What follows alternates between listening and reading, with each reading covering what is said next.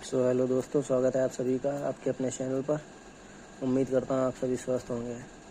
तो ये जो हमारी नई वीडियो है, आपने थंबनेल से पता ही कर लिया होगा कि जो एयरफोर्स की ग्रुप सी में सिविलियन एलडीसी और हिंदी टाइपिस्ट की वैकेंसी आई है, उसके लिए है कि उसका फॉर्म किस तरह से भरना है आपको। तो चैनल पर आप नए आए तो चैनल को सब्सक्राइब कर लें और बेल आइकन दबा लें, आपको इससे अपडेट मिलती रहेगी। अगर कोई नई वीडियो आती तो उसकी आपको नोटिफिकेशन मिल जाएगी। तो ज़्यादा टाइम गवाए शुरू करते हैं बिना किसी देरी के। सबसे पहले आपको एप्लीकेशन फॉर्म के दो पेज हैं, वो आपको निकलवाने पड़ेंगे प्रिंट आउट उसके। पहला पेज तो ये हो गया, और दूसरा जो है वो एक्नॉलेजमेंट कार्ड है, जो इसकी लिंक मैं अपने डिस्क्रिप्शन में लगा दूंगा, फर्स्ट कमेंट में भी पिन कर दूंगा। इससे आप डायरेक्ट वो डाउनलोड कर लें और उसके बाद उसका प्रिंट आउट निकलवा के अपनी तैयारी शुरू कर दें भरने की। तो क्या करना है, सबसे पहले आपको आना है यहाँ पर। अगर आप जिसके लिए अप्लाई कर रहे हैं, हिंदी टाइपिस्ट के लिए कर रहे हैं, तो यहाँ पर इस कॉलम में लिखेंगे हिंदी टाइपिस्ट। या एलडीसी के लिए अप्लाई कर रहे हैं तो यहाँ पर लिखेंगे एलडीसी, ठीक है। और उसके बाद आप किस यूनिट में अप्लाई कर रहे हैं। अगर आप ईस्टर्न कमांड में कर रहे हैं, हेडक्वार्टर ईस्टर्न कमांड, वो मैं आपको दिखा दूंगा आगे चल के कि यहाँ पर क्या फिल करना है। जो आप नोटिफिकेशन आया था उसमें लिखा हुआ है बाकायदा कि HQ eastern command, HQ western command, HQ maintenance command, HQ central account office new Delhi, इसी तरह से। तो जिस यूनिट में आपको अप्लाई करना है वो यूनिट यहाँ पर लिखनी पड़ेगी। फिर उसके बाद पोस्ट अप्लाइड फॉर, यहाँ पर आप LDC लिखेंगे तो यहाँ पर आप दोबारा लिखेंगे लोअर डिविजनल क्लर्क, और सारा आपको ब्लॉक लेटर्स में, मतलब कि कैपिटल लेटर्स में लिखना है। अगर आपको मान लीजिए, चलिए फिल करके ही दिखा देते हैं तो वो ज़्यादा बढ़िया है। सबसे पहले अगर आप LDC की पोस्ट के लिए अप्लाई कर रहे हैं तो LDC, ठीक है, LDC। फिर क्या था, यूनिट, किस यूनिट में अप्लाई कर रहे हैं। तो चलिए HQ ईस्टर्न कमांड, ईस्टर्न। अब बची नहीं है जगह यहाँ पर, तो यहाँ पर लिख देंगे कमांड, ठीक है। अब यहाँ पर क्या था, यहाँ पर आप दोबारा लिखेंगे लोअर डिविजनल। ये देखिए हम बड़ा बेतुका तरीके से भर रहे हैं, आप बहुत कायदे से लिखेंगे, साफ साफ बेहतरीन एकदम रंगबाज। चलिए अब नीचे आते हैं। यहाँ पर आपका नाम, चलिए मान लेते हैं आपका कुछ भी नाम, जो भी हो नाम, वहाँ वो नाम लिखेंगे आप। यहाँ पर देखिए, यहाँ पर लिखा हुआ बाकायदा ब्लॉक लेटर्स में, तो ये आपको पूरा ही ब्लॉक लेटर्स में फिल करना है। चलिए मैं अपना नाम लिख देता हूँ। अपना क्या, चलो हाँ ठीक है, ठीक है, किसी का भी नाम लिख लें क्या आप, अभी तो सिर्फ ये डैम दिखा ही रहे हैं, ठीक है। उसके बाद father's name.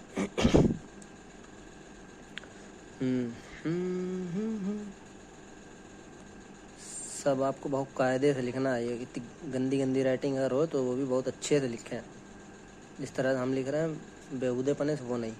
Date of birth कुछ भी नहीं, मतलब हम कुछ भी डाल रहे हैं, आप अपना जो असली है वो डालें, जो आपके रिकॉर्ड्स में है, डॉक्यूमेंट्स में है।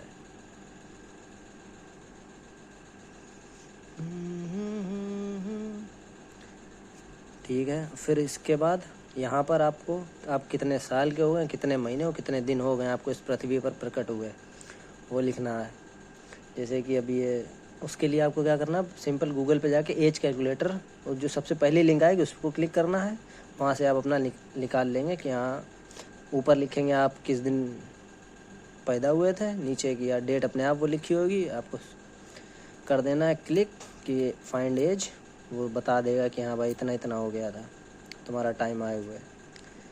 तो यहाँ पे चलो कुछ भी लिख दो, क्या 25/4/12, लेकिन आपको वही लिखना है जो जितने आप हो चुके हैं, जितना टाइम हो चुका है। उसके बाद एड्रेस ऑफ कॉरेस्पॉन्डेंस, जहाँ के आप निवासी हैं, हाउस नंबर, स्ट्रीट या विलेज, जो भी आपका हाउस नंबर वो लिख दें, अगर आप विलेज से हैं तो वो लिख दें। चलिए 527 हाउस नंबर है वो लिख दिया। उसके बाद आपकी पोस्ट ऑफिस क्या है, जहाँ आप हैं वहाँ का पोस्ट ऑफिस। तो मेरा जो है चलिए ये लिख देते हैं।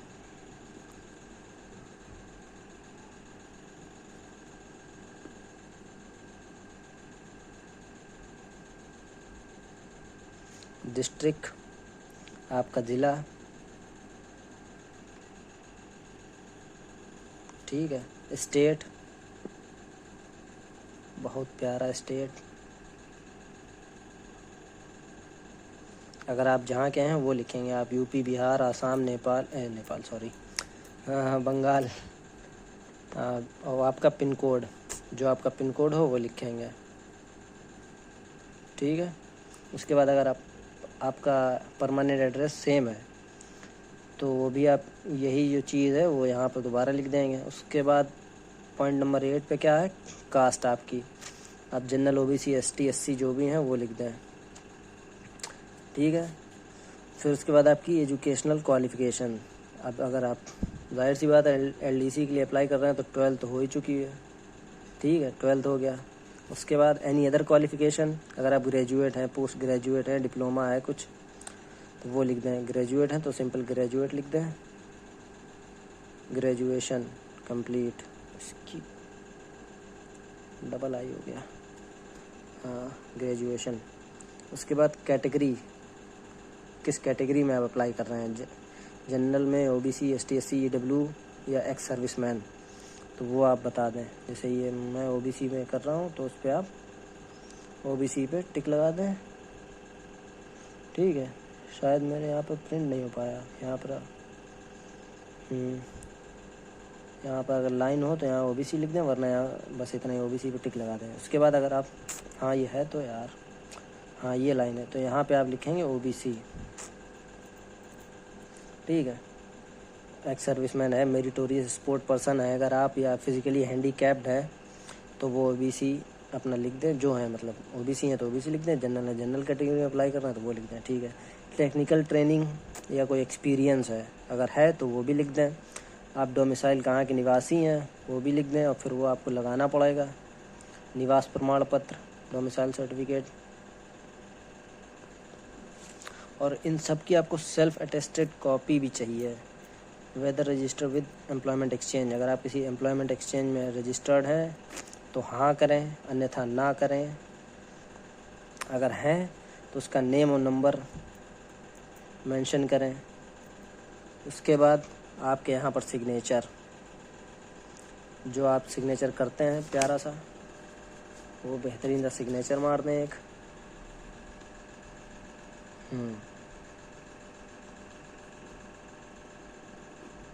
सिग्नेचर हो गया, और जिस डेट में आप फिल कर रहे हैं और पोस्ट ऑफिस में आप अपना ये सबमिट करेंगे जाके, वही डेट लिख दें। जिस डेट में आप फिल कर रहे हैं वो लिखें कायदे से, जैसे कि आज 18,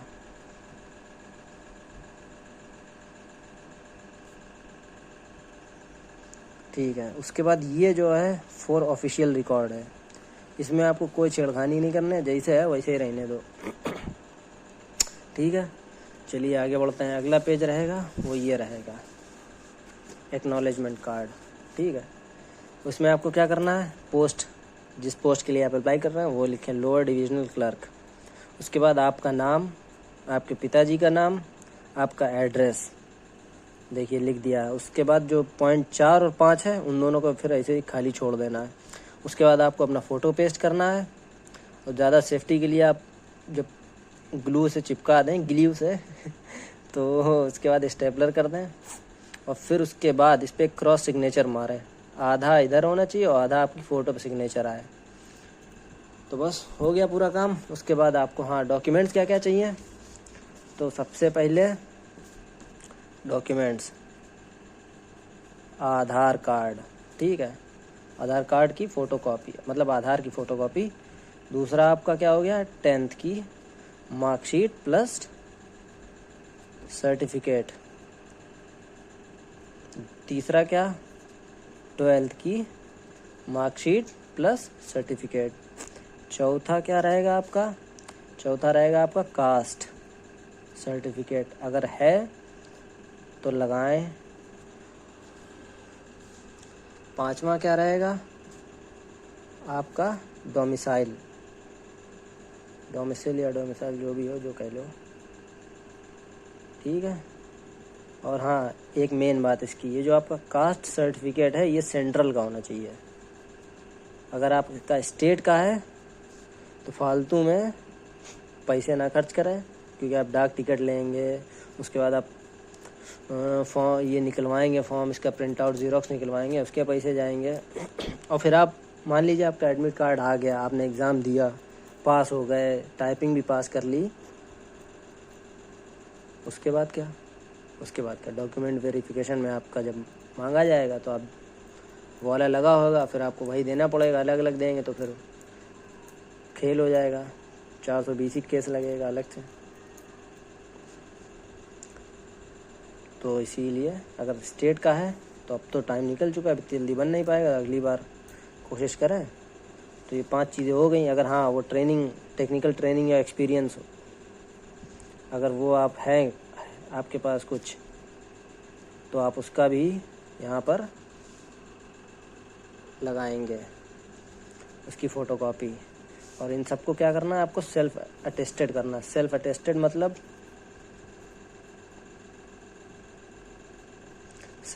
का मतलब ये आपका ये जो मान लीजिए ये आधार कार्ड है तो यहाँ पर कहीं कोने पे आपको अपने सिग्नेचर करने हैं, ठीक है।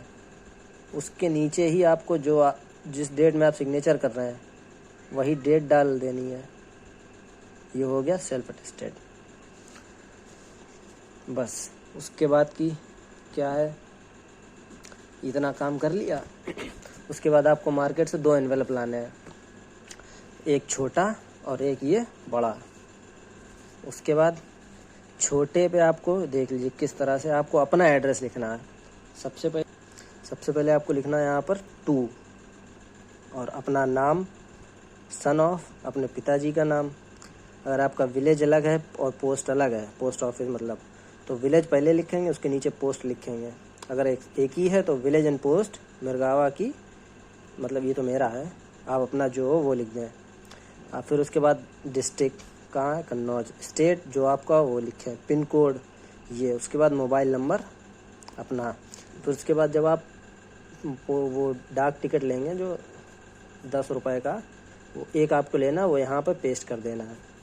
इसी तरह एक और लेना, वो बड़े वाले एनवेलप पे लगा देना है। अब फिर आते हैं बड़े वाले एनवेलप पे। सबसे पहले आपको एक लाइन लिखनी है ऊपर, application for the post of LDC and category OBC। उसके बाद एड्रेस लिखना है 2, उसके बाद फ्रॉम। क्योंकि जब मेरे एक जानने वाले हैं, उन्होंने बताया था, जब मैं जमा करने गया था, अपने दोस्त का जमा करवाने गया था ये, तो उन्होंने बताया था पहले 2 लिखना फिर फ्रॉम, क्योंकि उसने पहले फ्रॉम लिख दिया था यहाँ पे और फिर 2 करा था, तो उन्होंने दूसरा मंगवाया, फिर वो वहीं पे लिखा पढ़ी करी। तो सबसे पहले आपको लिखना है 2, जहाँ पर आपको भेजना है वो एड्रेस कहाँ होगा, नोटिफिकेशन में होगा।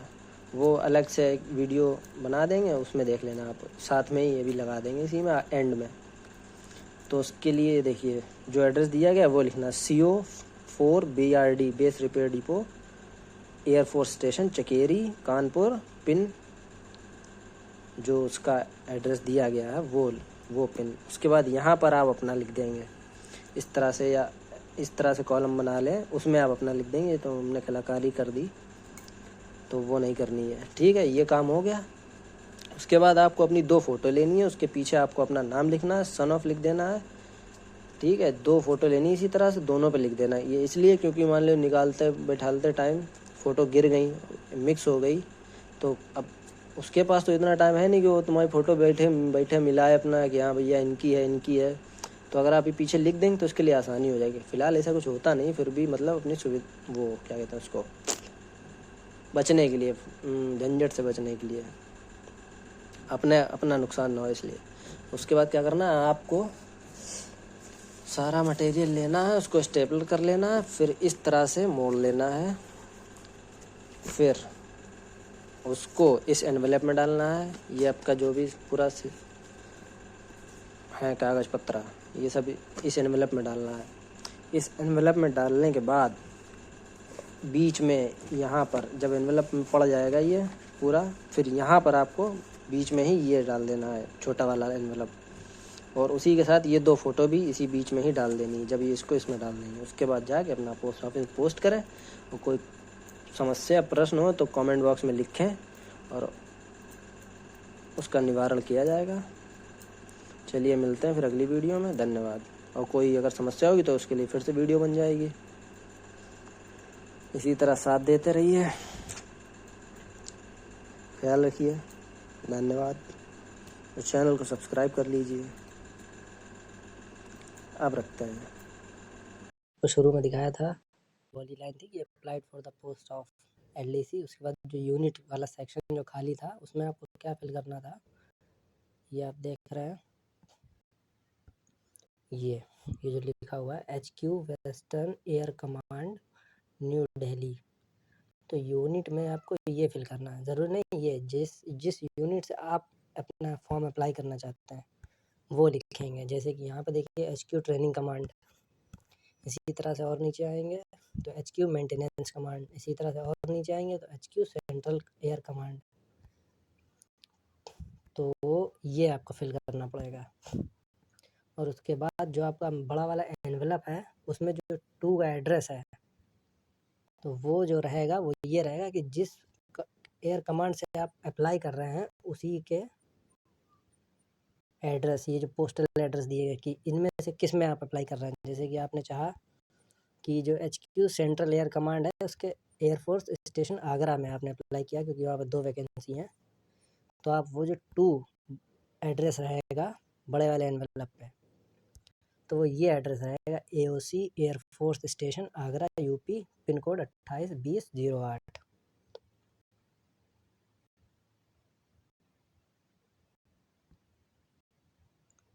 इसी तरह से आप जिस एयर कमांड से आप अप्लाई करेंगे तो उसी में आप उसी का एड्रेस भी नीचे देख लेंगे कि हाँ इसमें से अप्लाई करना है, तो यूनिट जो रहेगी वो ये रहेगी,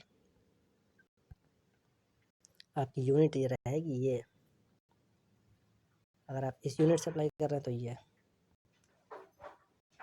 और उसी का पोस्टल एड्रेस, जैसे इसमें है station commander Barrackpore West Bengal, इसी तरह air force commanding air force station Guwahati Assam, जैसे कि ये वाला आप देख रहे हैं पोस्टल एड्रेस। चलिए अगर आपको कुछ और क्वेश्चन रह गए तो आप वो कमेंट में लिख देंगे, उसका एक डेडिकेटेड वीडियो सारे क्वेश्चन उठा के उसका एक वीडियो बन जाएगा। ठीक है, तो यहीं तक था वीडियो। चैनल को सब्सक्राइब कर लें, धन्यवाद।